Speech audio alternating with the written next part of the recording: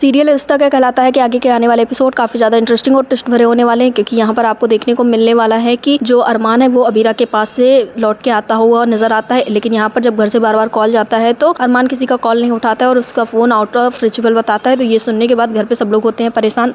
लेकिन यहाँ पर दादी सा कहती हुई नजर आती है एक लंबे अरसे के बाद अरमान सही रास्ते पे है और इस जगह पे होगा नेटवर्क नहीं है, इस वजह से कोई परेशान ना हो। लेकिन अरमान की होती है एंट्री और यहाँ पर दादी सा उसे देती है एक टॉफी। आपको याद होगा जब सब कुछ ठीक था पोदार हाउस में तो अक्सर दादी सा सबको एक टॉफी देती थी एज ए रिवॉर्ड, और यहाँ पर आज अरमान को टॉफी मिली है क्योंकि अरमान ने एक लंबे अरसे के बाद कोई बड़ा कदम और सही कदम उठाया। उसने अबीरा का साथ देने के लिए सोचा है। और यहाँ पर जो विद्या है वो और ज्यादा नाराज होती है। वो जब पहले घर आता है तो कहती है कि तुमने मायरा को समझा दिया है ना, मायरा अब तुम्हारे साथ ही ये इस केस में आगे जाएगी ना। लेकिन यहाँ पर अरमान जो है वो कहता हुआ नजर आता है कि मायरा ने इन सारी चीजों के लिए मना कर दिया और मायरा का केस सिर्फ और सिर्फ अबीरा लड़ने वाली है। यहाँ पर ये सारी चीजें सुनने के बाद आपको देखने को मिलेगा कि विद्या और ज्यादा नाराज होने लगती है और कहती है कि पक्का वो इसलिए ये केस लड़ रही ताकि यहाँ पर मायरा कभी बाहर ही ना निकल सके, और अबीरा ये केस लड़ेगी तो वो जो मायरा है वो हमेशा रिमाइंडर होम में भी रहेगी। तो यहाँ पर ये सारी चीजें सुनने के बाद अरमान नाराज हो जाता है। फिलहाल आपको बता दें कि दूसरी ओर अरमान ने हाथ जोड़कर मुक्ति से माफी भी मांग ली। यहाँ पर जब अबीरा मिलने जाती है मायरा से तो उसे गले लगाकर रो रही होती है और यहाँ पर जो मुक्ति है वो भी साथ में जाती है। मुक्ति खड़ी होकर उन दोनों को देखती है और उसकी आंखों से आंसू छलक जाते हैं। अरमान जब उसे देखता है तो वो सोचता है कि वो कितना गलत था। वो पुराने पल को याद करता है, किस तरह से उसने अबीरा को डांटा था और कहा था कि